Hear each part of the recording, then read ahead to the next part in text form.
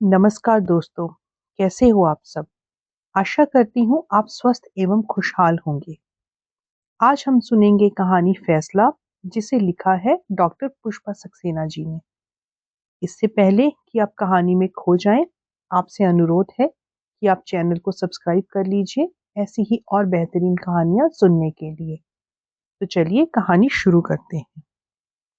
पिछले 2 दिनों से अपना कमरा बंद किए पड़ी नीलांजना अचानक दरवाजा खोल बाहर आ खड़ी हुई थी। बाबूजी, मैंने फैसला कर लिया है। मैं काजल भाभी का साथ दूंगी।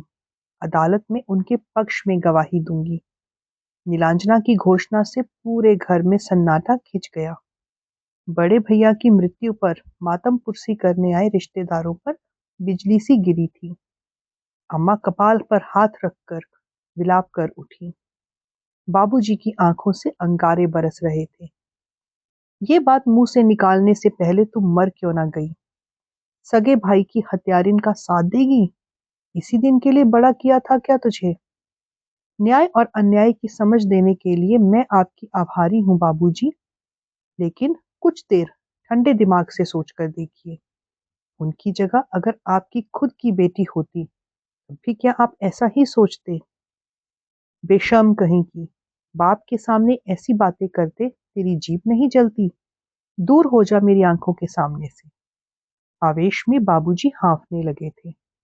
रिश्ते के चाचा जी ने उन्हें संभाला। सुमित्रा ताई ने नीलांजना को हाथ से पकड़ जबरन पीछे खींच बाबूजी के सामने से हटा दिया था। देखती नहीं माँ बाप का क्या हाल है। जवान बेटे की मौत का सदमा लगा है उन्हें। वो बेटा जिंदा ही कब था ताई? तुम ही तो कहा करती थी, काश सुरेश हमेशा को सो जाता। नीलांजना की आंखें भर आई थी। वो बात ठीक है नीलू, पर माँ बाप के लिए संतान कैसी भी हो, ममता तो उमड़ेगी ही। ऐसी बातें करके उनका दिल दुखाने से क्या फायदा बेटी? लेकिन ताई, काजल भाभी भी तो किसी की बेटी हैं। अरे, उस अभागिन के माँ बाप होते तो क्या इस नर्क में उसे झोंकते? क्या समझती है मुझे उस पर तरस नहीं आ रहा? पर इस वक्त कुछ कहना ठीक नहीं है। ठीक क्यों नहीं है ताई? पिछले 2 दिनों से भाभी पुलिस कस्टडी में है। उनके साथ न जाने क्या हो रहा होगा, और हम सब इस साजिश में शामिल हैं। अब नीलांजना सचमुच रो पड़ी थी। मैं तेरी बात समझती हूँ बिटिया। उस अभागिन के अपने चाचा भी तो उसे हत्यारिन कह अपना पीछा छुड़ा गए ना। ना जाने क्या क्या सहना है उसकी किस्मत में। भगवान दुश्मन को भी ऐसी तकदीर ना दे। ताई ने आंचल से आंसू पोंछ डाले थे। कुर्सी पर निढाल बैठी नीलांजना की आंखों से आंसू बह रहे थे। सारी बातें बार बार याद आ रही थी। बड़े भैया की शादी के बाद से उनके कामों का दायित्व काजल भाभी को सौंप अम्मा निश्चिंत हो गई थी। पति को नहलाने धुलाने से लेकर कपड़े पहनाना, खाना खिलाना पत्नी का ही कर्तव्य है। ये बात अम्मा ने उन्हें अच्छी तरह समझा दी थी। अम्मा स्वयं उन्हें 2 बार स्वयं सिद्धा पिक्चर दिखा लाई थी। बार बार समझाती, पत्नी के प्यार और त्याग से पति ठीक हो सकता है। अब सुरेश को तुझे ही संभालना है बहू। भोली भाली काजल मुंह नीचा किए निशब्द अम्मा की सीख सुनती रहती थी। मातृ पितृविहीन काजल ने चाचा के घर नौकरानी की तरह काम करके दिन काटे थे। उस पर भी चाची को उसकी 2 रोटियां भारी लगती थी। सबके खा पी चुकने के बाद बचा खुचा काजल के सामने फेंक दिया जाता था। माँ बाप एक साथ रेल दुर्घटना में उसे अनाथ बना चाचा के सहारे छोड़ गए थे। तब वह 7वीं कक्षा में पढ़ती थी। बस यही मेधावी काजल की शिक्षा को विराम लग गया था। चाचा के बच्चों को स्कूल जाता देख काजल का मन मचल उठता था, पर भगवान ने उसे असीम धैर्य दिया था। अपनी स्थिति उसके सामने स्पष्ट थी। चचेरी बहन की पुस्तकों की झलक देख पाने के लिए काजल को उसकी 1000 मिन्नतें करनी पड़ती थी। अगर चाची की निगाह किताब में आंखें गड़ाए काजल पर पड़ती तो उसकी शामत आ जाती। उसी काजल के लिए चाचा ने उपयुक्त घर वर खोज मृत भाई के प्रति अपना कर्तव्य पूर्ण कर जग की वाहवाही पाई थी। सब कुछ जानते समझते भी जन्म से मानसिक रूप से विक्षिप्त भैया के साथ उन्होंने काजल को बांध दिया था। आंखों में कितने सपने संजोए काजल इस घर में आई थी। वह अपने चाचा के प्रति कृतज्ञ थी। उनकी कृपा से ही उसे इतना अच्छा घर-वर मिल सका था। आश्चर्य इसी बात का था कि उस दिन बड़े भैया असामान्य रूप से शांत रहे। उनको शांत देख नीलांजना को लगा था शायद अम्मा बाबूजी के जिन शुभ चिंतकों ने उन्हें समझाया था कि शादी के बाद भैया ठीक हो जाएंगे, वे सचमुच अनुभवी ही थे। भैया की शादी का सबसे ज्यादा विरोध नीलांजना ने किया था। एमए फाइनल में पढ़ रही नीलांजना न्याय अन्याय का अर्थ अच्छी तरह समझती थी।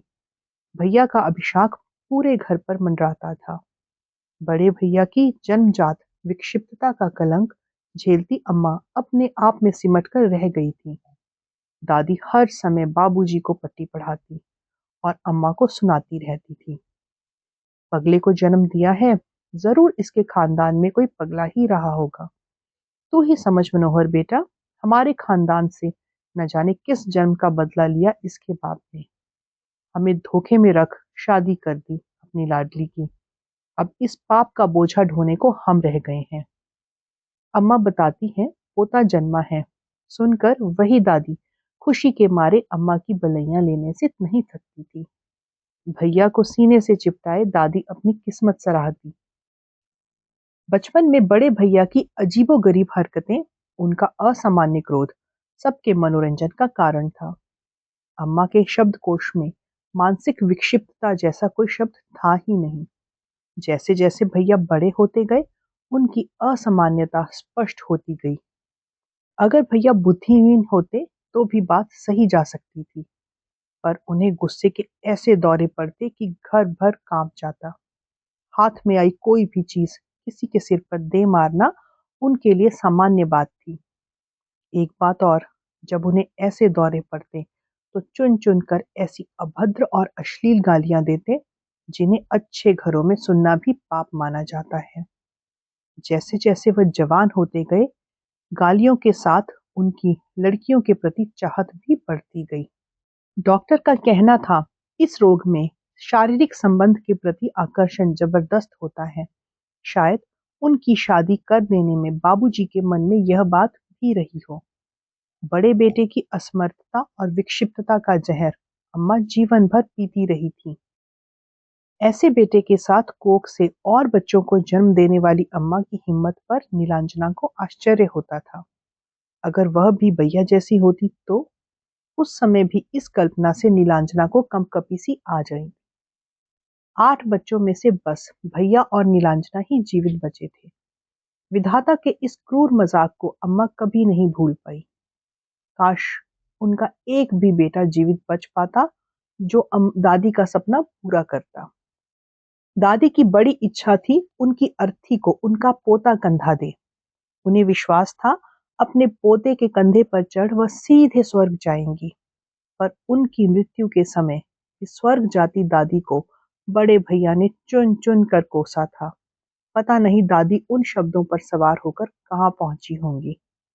बचपन से भैया का चीखना चिल्लाना सुनती नीलांजना बड़ी हुई थी। मोहल्ले अड़ोस पड़ोस के लोगों के लिए भी भैया का प्रलाप मनोरंजन का साधन था। जिन एकाध दिनों घर में शांति रहती, पड़ोसी बालिका नीलांजना को कोंच कोंच कर पूछते, क्या बात है नीलू, आज तुम्हारे घर में बड़ा सन्नाटा है। क्या सब लोग कहीं बाहर गए हैं? नहीं तो, अम्मा खाना बना रही है और भैया सो रहे हैं।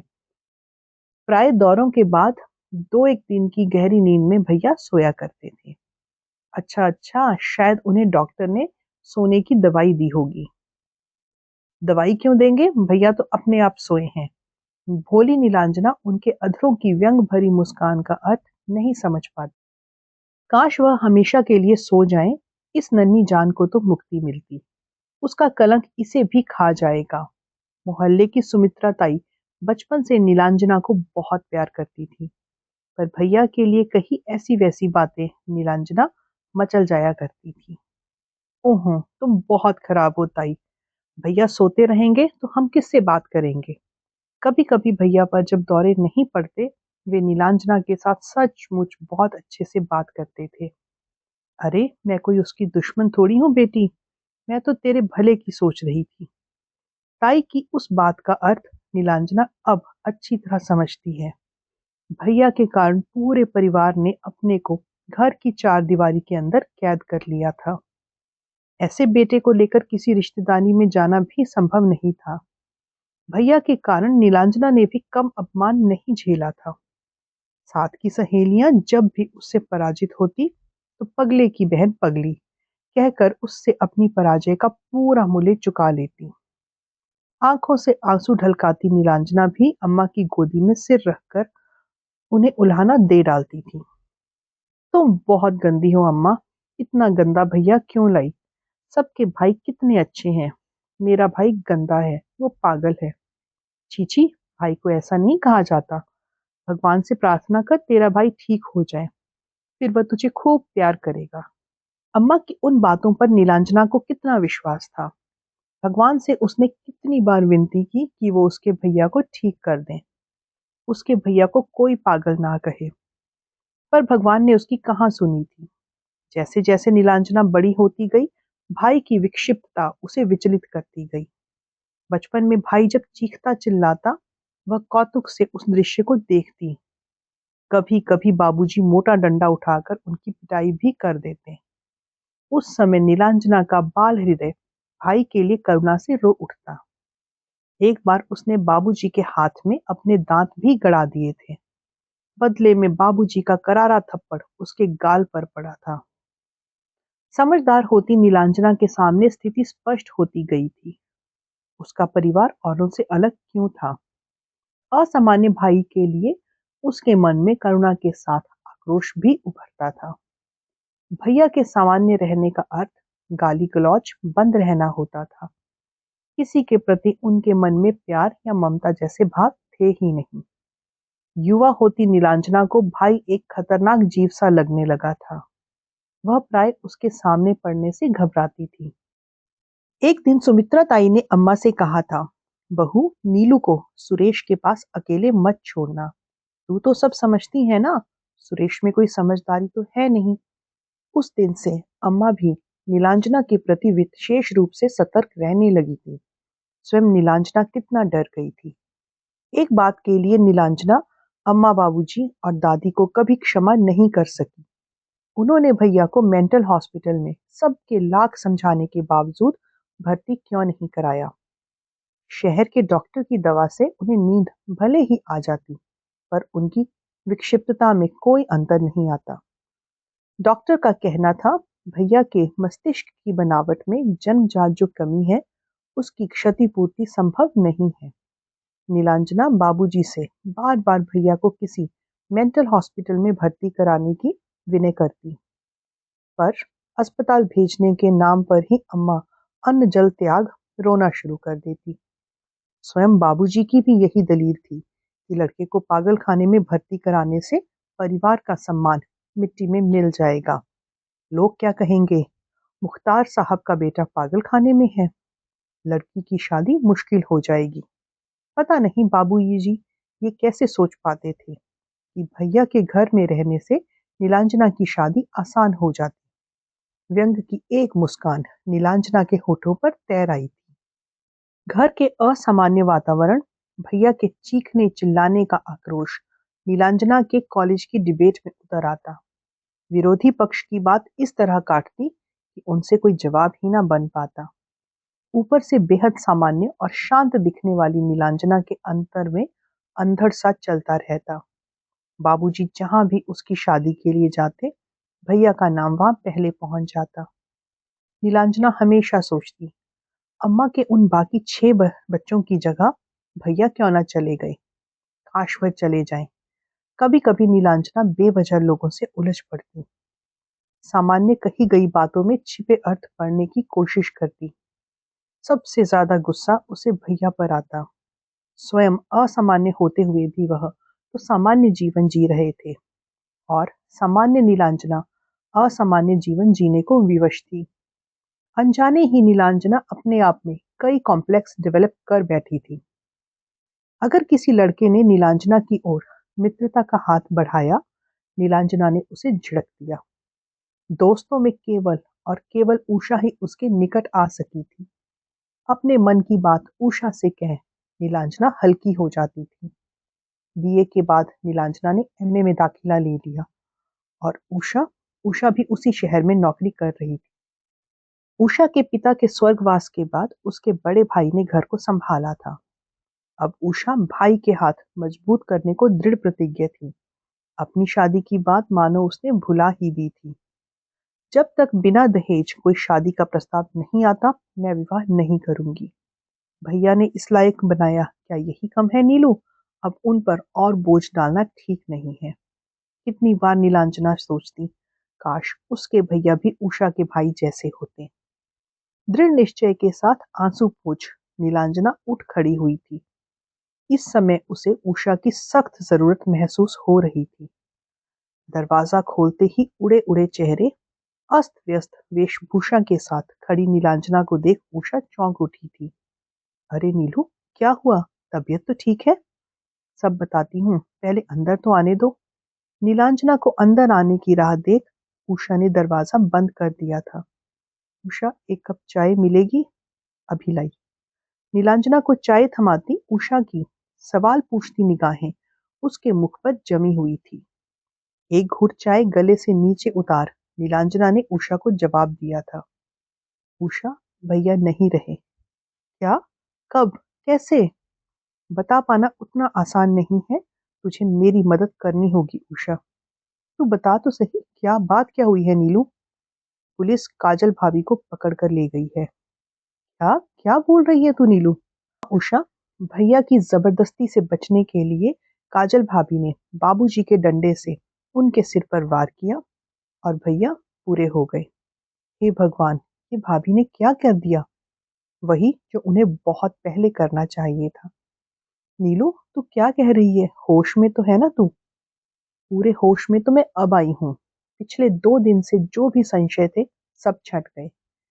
काजल भाभी को मुक्ति मिलनी ही चाहिए। तेरे भाई की हत्या की है उन्होंने, तेरे सगे भाई की हत्या। और तू क्या बोल रही है? हाँ उषा, उन्होंने हत्या नहीं की, अपनी असहनीय यातना का अंत किया है। जबरदस्ती के विरुद्ध रक्षा का अधिकार हर स्त्री को है ना?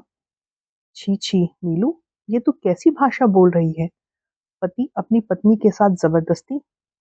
उषा का मुंह विकृत हो उठा था। जबरदस्ती का मतलब जानती है ना उषा? विवाह की प्रथम रात्रि काजल भाभी की दहशत भरी चीखें सुनाई दी थी। घर के सारे प्राणी जगते हुए भी सोने का बहाना किए पड़े रहे। मैंने उठने की कोशिश की तो अम्मा ने जबरन रोक दिया था।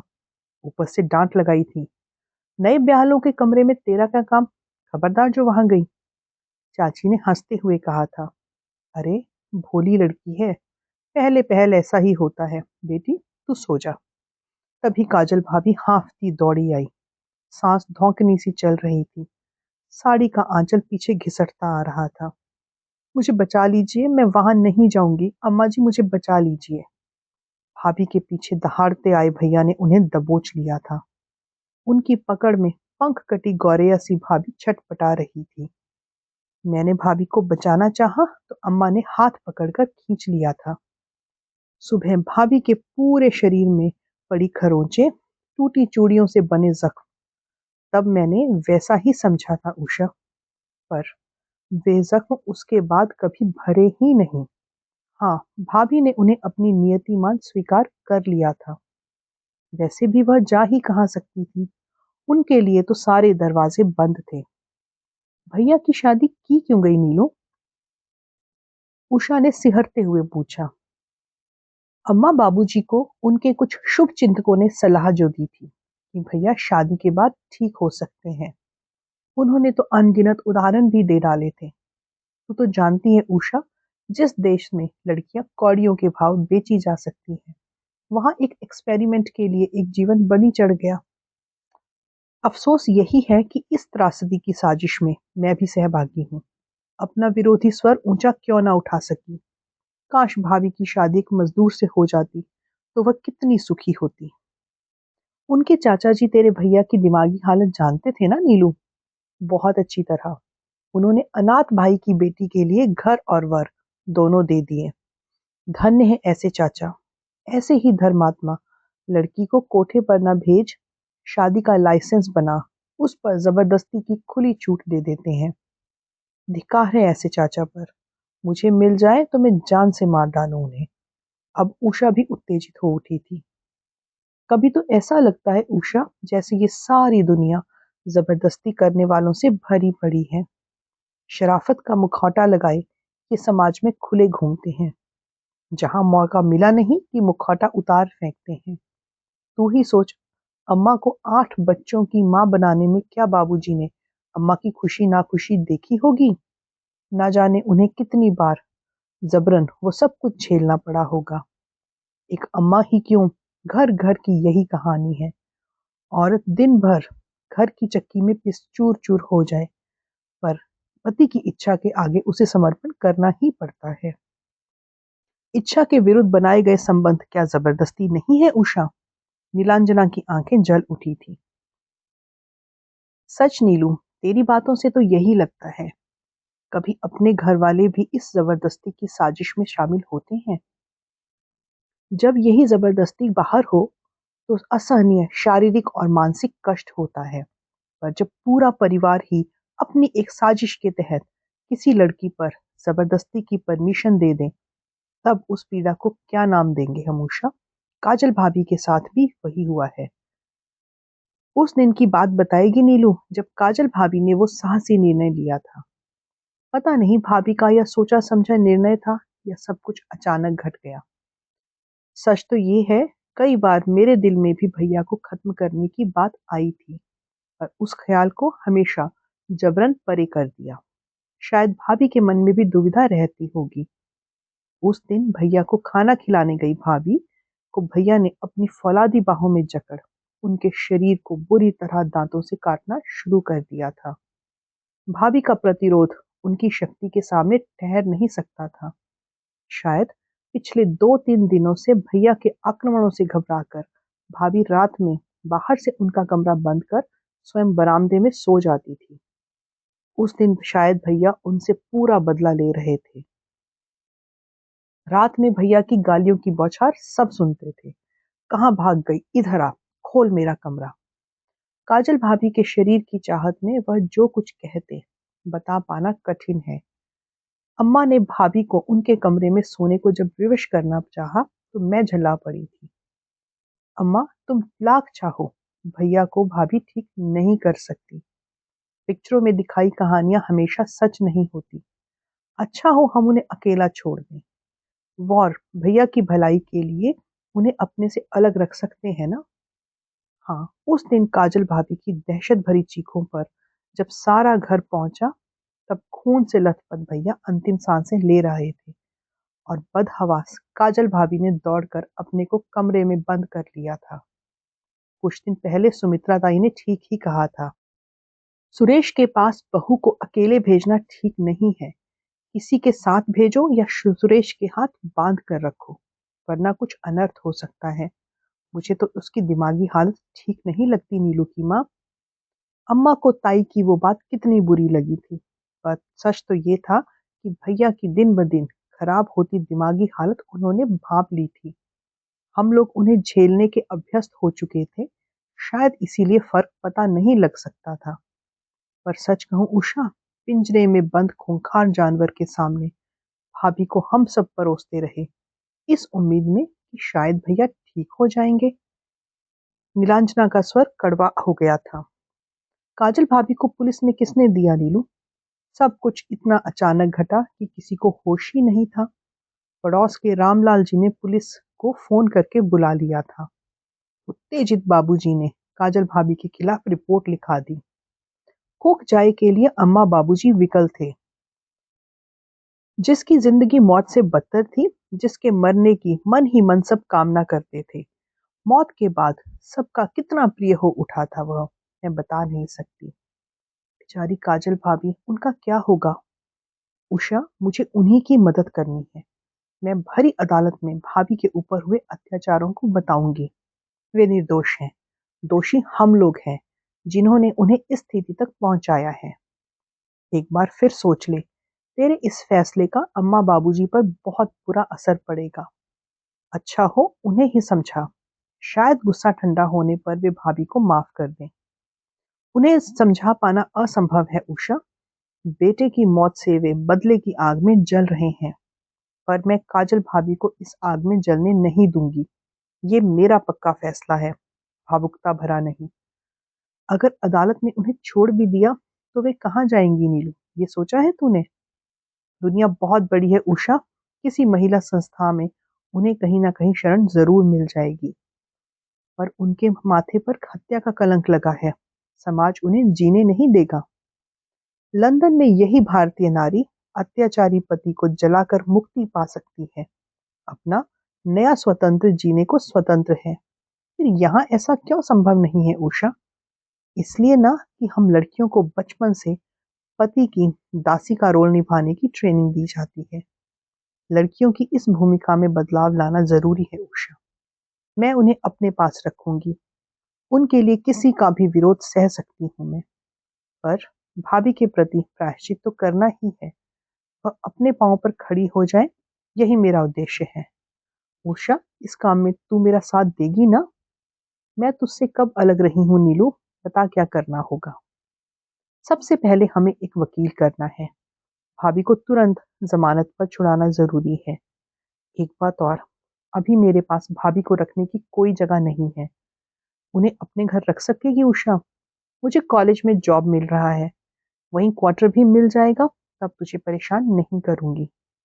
इसमें परेशानी की कोई बात नहीं नीलू, पर तेरी नौकरी पर काजल भाभी की वजह से कोई आंच ना आ जाए। उषा ने अपनी शंका जाहिर की। नहीं, उसके लिए मैं पूरी तरह निश्चिंत हूँ। कॉलेज की प्राचार्य मेरे जीवन के इस कड़वे सत्य से अच्छी तरह परिचित हैं। सच कहूँ तो उन्होंने हमेशा मुझे हिम्मत दी है, वरना मैं अपनी कुंठाओं में जकड़ शायद कुछ ना कर पाती। उन्होंने मेरी कुंठाएं दूर कर मुझे आत्मविश्वास दिया है। तब क्यों ना हम उन्हीं के पास चलें? वही किसी अच्छे वकील की व्यवस्था भी कर देंगी। अनुभवी बहुत हैं और उनका अनुभव हमारे लिए जरूरी है नीलू। हाँ, यही ठीक रहेगा। वैसे भी अपने इस फैसले के बाद वापस घर तो लौट नहीं सकती। मेरे रहने की भी व्यवस्था उन्हें ही करनी होगी। मुंह पर आई उत्साह की चमक के साथ नीलांजना प्राचार्य के घर जाने को उठ खड़ी हुई। तो दोस्तों, ये थी आज की कहानी। कहानी कैसी लगी हमें कमेंट करके ज़रूर बताइएगा। अगर कहानी अच्छी लगी तो इसे लाइक कीजिए और शेयर कीजिए, और ऐसी ही और बेहतरीन कहानियाँ सुनने के लिए चैनल से जुड़े रहिए। तो मिलती हूँ आपसे फिर एक नई कहानी के साथ। तब तक अपना ध्यान रखिए। धन्यवाद।